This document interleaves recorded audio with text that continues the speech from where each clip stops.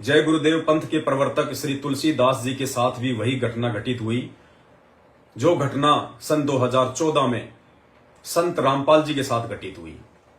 Same to same history, रति भर का फर्क नहीं, रति भर का, सिर्फ समझने का फर्क होगा। श्री तुलसीदास जी के मैनेजमेंट ने, यानी जो भगत उनके पास में रहा करते थे, उनके ड्राइवर थे, उनके साथ में थे, उनके मैनेजमेंट का हिस्सा थे, उन्हीं भक्तों ने संत तुलसीदास जी के साथ में षड्यंत्र किया।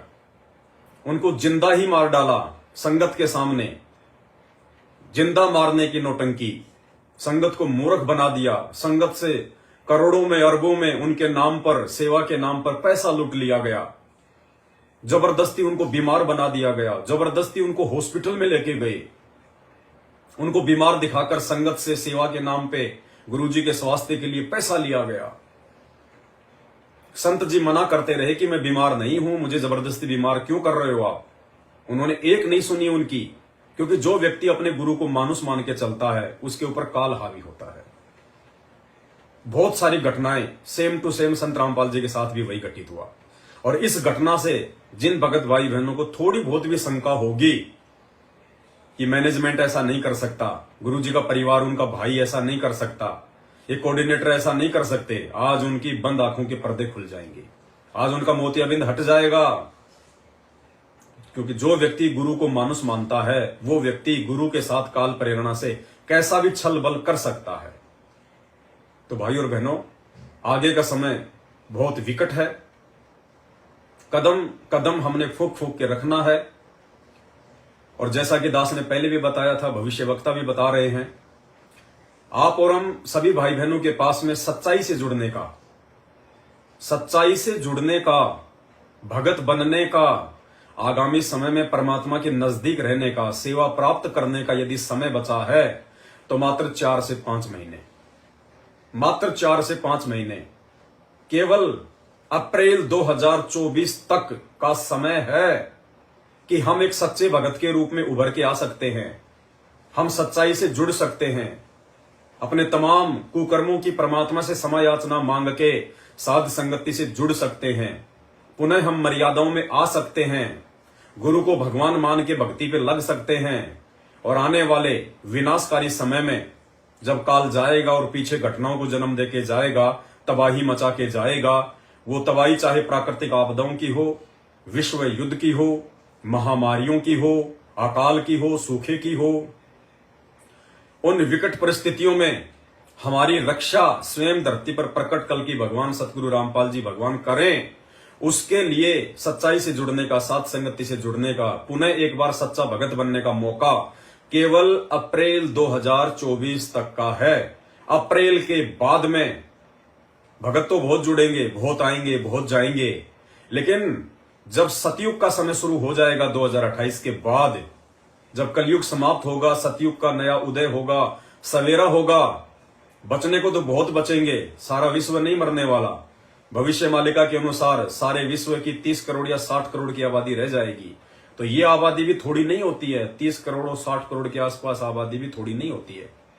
बचने को तो बहुत बचेंगे, जगत वाले भी बचेंगे, लेकिन ये अप्रैल 2024 तक जितनी भी आत्माएं पूर्णतया अपने आप को साफ करके, स्वच्छ करके, अपने अहंकार को, अपनी मान बढ़ाई को अपने पैरों तले रौंद के, अपने आप को दास बनाकर, दास समझकर, जो परमपिता परमेश्वर सतगुरु रामपाल जी भगवान से अपने तमाम कुकर्मों की क्षमा याचना मांग के और साध संगति से जुड़ जाएगा, सभी मर्यादाओं को अपने ऊपर धारण कर लेगा, लागू कर लेगा, एक भगत के रूप में आ जाएगा, उन आत्माओं को आने वाले समय में, सतयुग में, परमपिता परमेश्वर कल की भगवान सतगुरु रामपाल जी भगवान के इर्द गिर्द रहने का मौका मिलेगा।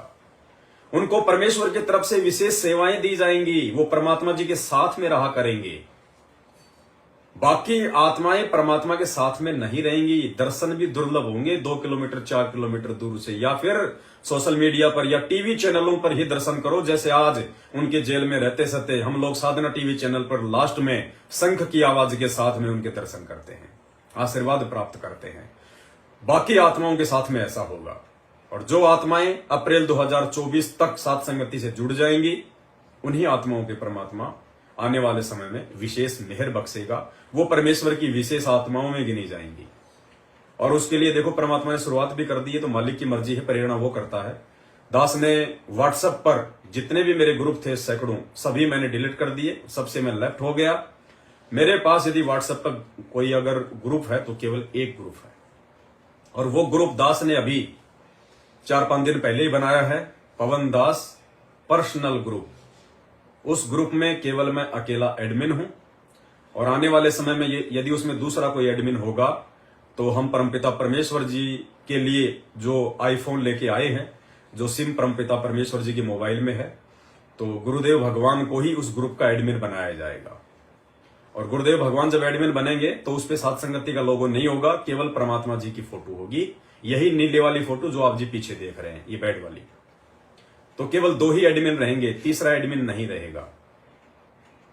और जितनी आत्मा जुड़ जाएंगी, और जुड़ने का तरीका यही है, जो मेरे संपर्क में थे उनको तो मैंने उस ग्रुप में ऐड कर दिया है, और किया केवल उन्हीं को है जिनकी व्हाट्सएप पर साध संगति का लोगो लगा हुआ है। अन्यथा मेरे मोबाइल में तो हजारों की संख्या में भगत भाई बहनों के नंबर हैं, लेकिन मैं कोई यारा प्यारा नहीं देखता, निजी या कोई खास भगत नहीं देखता, ना मेरा कोई निजी या खास भगत है।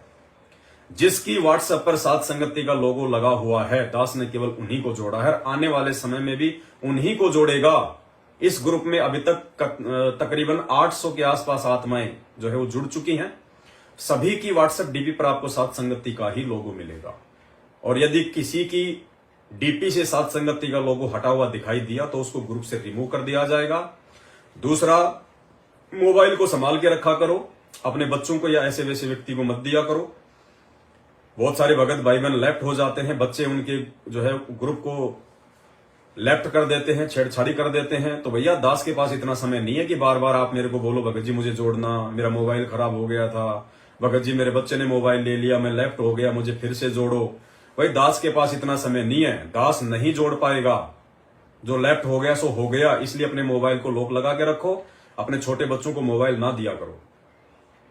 और बाकी भगत भाई बहन जो कई हजारों की संख्या में हैं, जिनके मोबाइल नंबर मेरे पास में नहीं थे, उन भाई बहनों को यदि जुड़ना है तो तरीका एक ही है। मेरे जो मोबाइल नंबर हैं, 2 मोबाइल नंबर मैं नहीं बताऊंगा।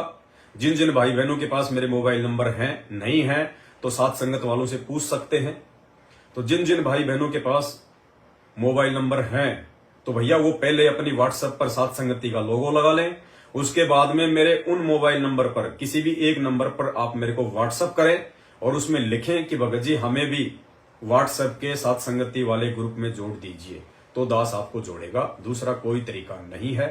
और जितनी आत्मा इस ग्रुप में जुड़ जाएंगी उनका सौभाग्य, क्योंकि उन आत्माओं को जब तक ये सोशल मीडिया चलेगी, ये फेसबुक यूट्यूब चलेंगे, तब तक आपको परमपिता परमेश्वर सदगुरु रामपाल जी भगवान के विशेष आशीर्वाद से आपको जानकारियां मिलती रहेंगी, जिससे हमारी मर्यादा टूटने से बचे, हमारा जो दृढ़ विश्वास है हमारे गुरुदेव भगवान में बना रहे।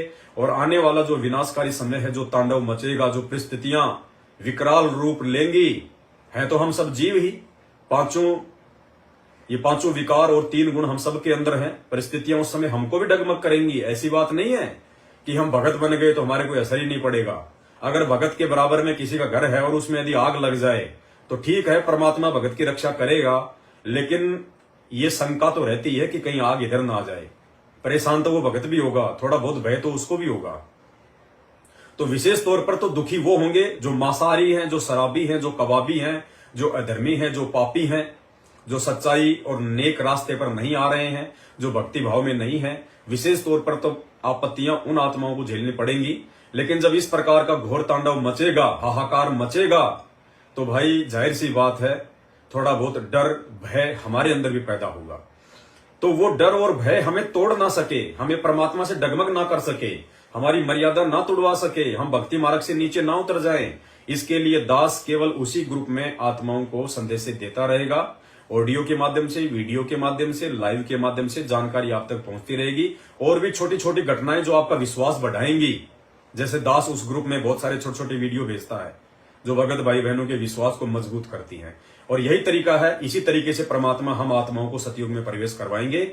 बाकी हमारे जितने भी दूसरे भगत भाई बहन हैं जो काल एजेंट सतलोक आश्रम मैनेजमेंट हरियाणा के साथ में जुड़े हुए हैं, जो इतने हजारों वीडियो बनने के बाद भी, इतने सारे संदेशे जाने के बाद भी, बरवाला कांड के विषय में इतनी सच्चाई प्रसारित और प्रचारित होने के बाद भी जो अभी तक आंखें नहीं खोल रहे हैं और उसी कुकर्मी मैनेजमेंट का साथ निभा रहे हैं, जो मैनेजमेंट राजनीतियों में पांव जमा चुका है, जो मैनेजमेंट जगत वालों के साथ में यारी दोस्ती रिश्तेदारी जो है निभा चुका है, जिनकी किसी की कोई मर्यादा नहीं है, जिनका किसी का भी मतलब परमात्मा के प्रति कोई प्रेम नहीं है, केवल उनको माया चाहिए, उनको पैसा चाहिए, उनको मान बढ़ाई चाहिए, उनको चौधर चाहिए, जो गुरुदेव का कोई भी वचन फॉलो नहीं कर रहे, जो ना खुद भक्ति करते ना दूसरों को मर्यादा में रह के भक्ति करने दे रहे, नित नए उल्टे कुकर्म वो करते रहते हैं। ज्योति पाठ के नाम पे गरीबदास जी की अखंड वाणियों के सहारे केवल माया लूटने में लगे हुए हैं। तो उन भगत भाई बहनों को आने वाले दिनों में समस्या आएंगी, उनके सामने जब ये विकट परिस्थितियां पैदा होंगी